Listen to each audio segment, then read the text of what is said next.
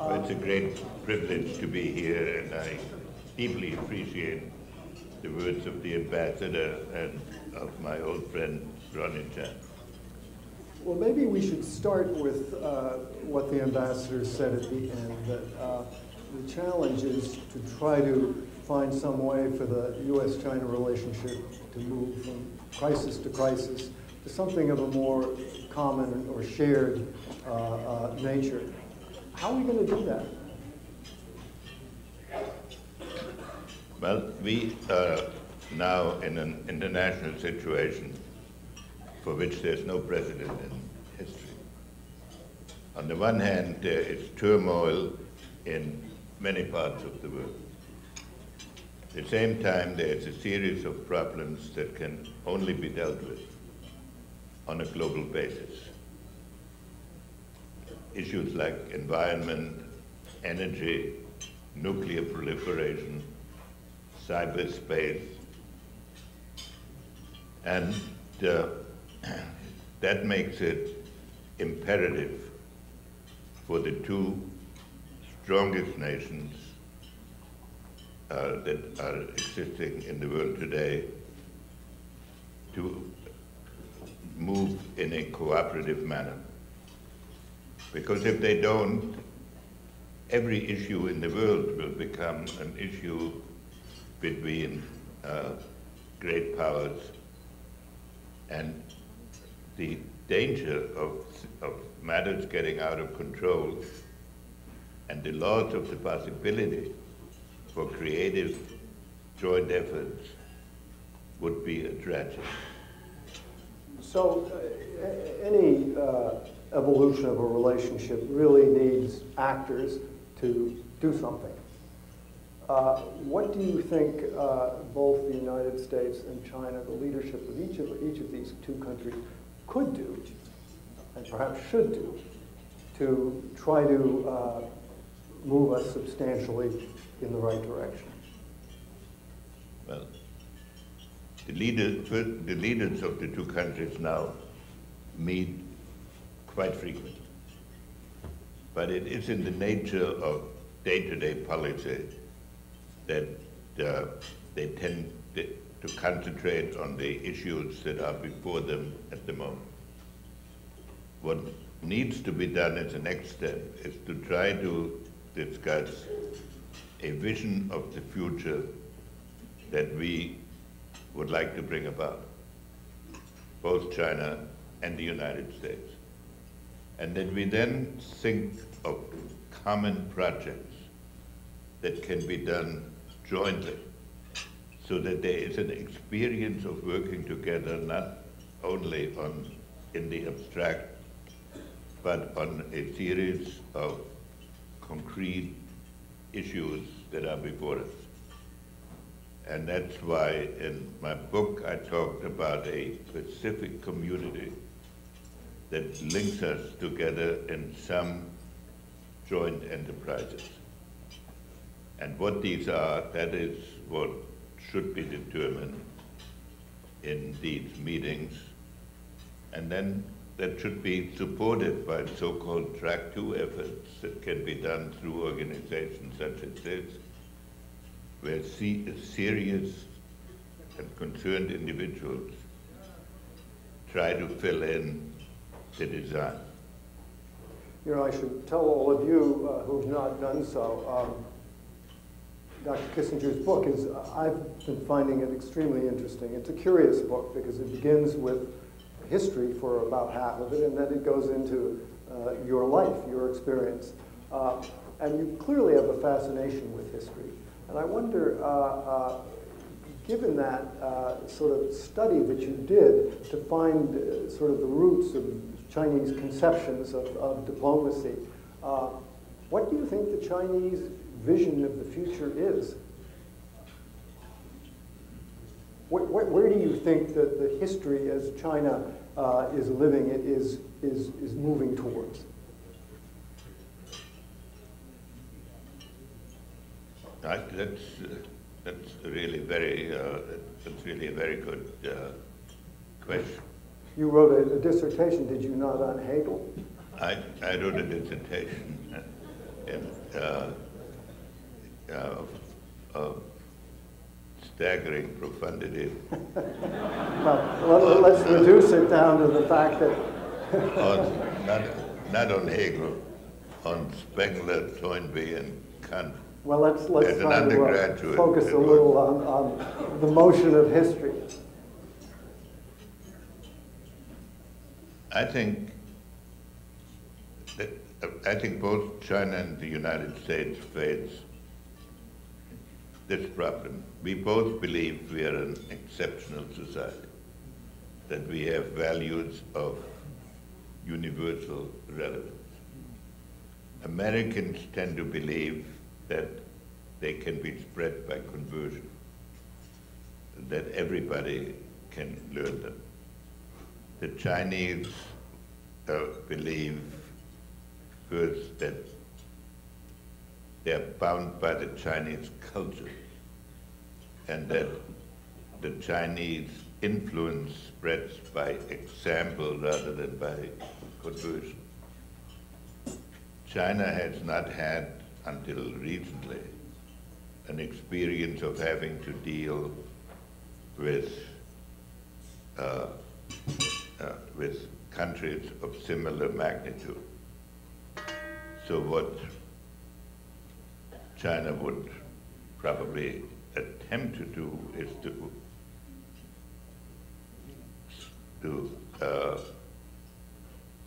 apply, to see to what extent some of the Confucian principles can be applied to international affairs. And that is not necessarily incompatible with what Americans believe. And in any event, we have to learn to understand each other's fundamental approaches and relate them to the common problem.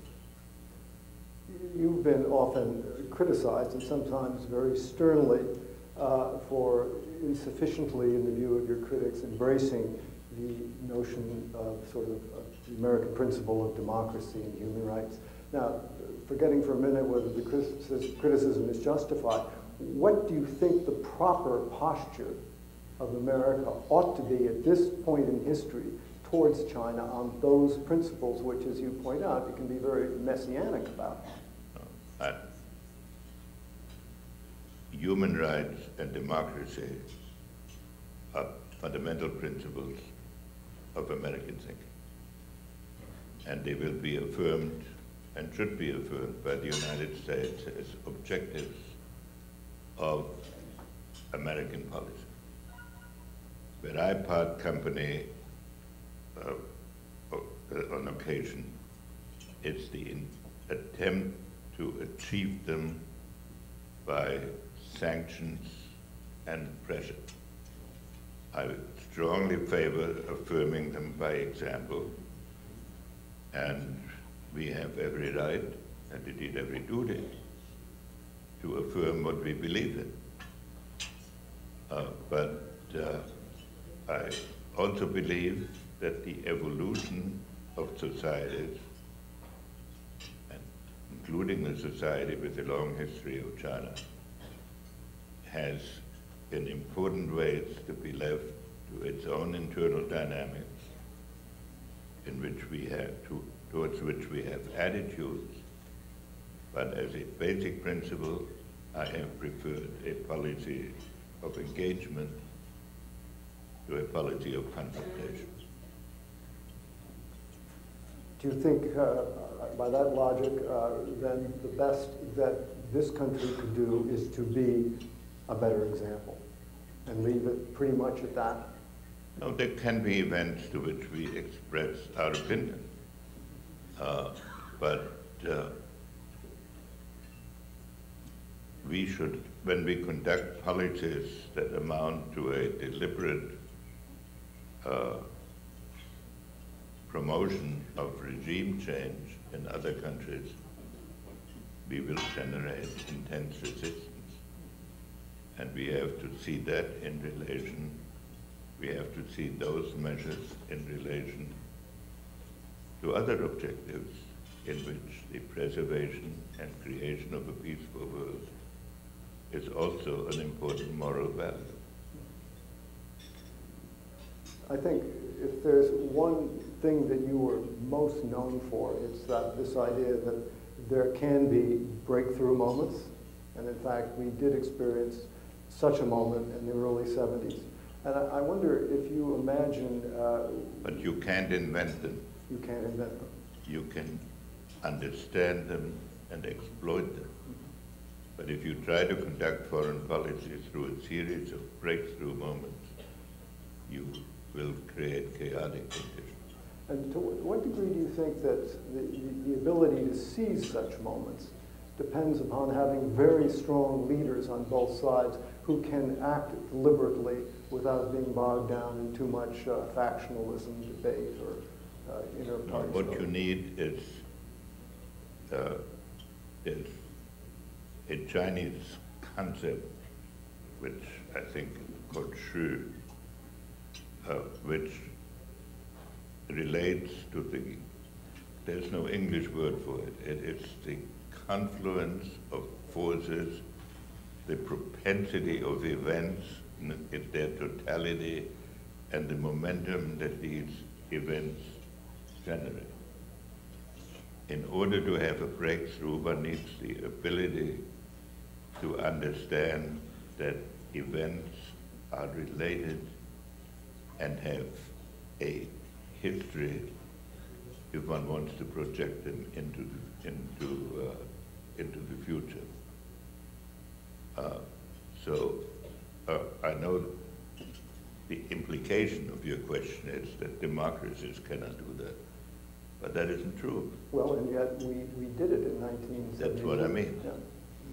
We did do it, and we have many examples in our history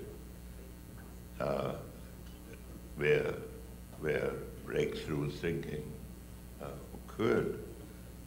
But the essence of breakthrough thinking is to be able to understand the nature of the immediate situation, but to project it into the future. Leaders take of a leader is to take his people from where it is to where it has never been. And that requires, above all, courage and vision. And it may be in the nature of modern society that the technical problems of maintaining it on a day-to-day basis discourage this long-range thinking. But I would judge the leaders by their ability to handle it. As you look back over the last number of decades in your own life, but also in the history of our country, what moments do you see of this nature that were not taken up, that we missed? And do you have any regret about a moment that, in retrospect, you think you could have taken up and to put some dilemma to a different end?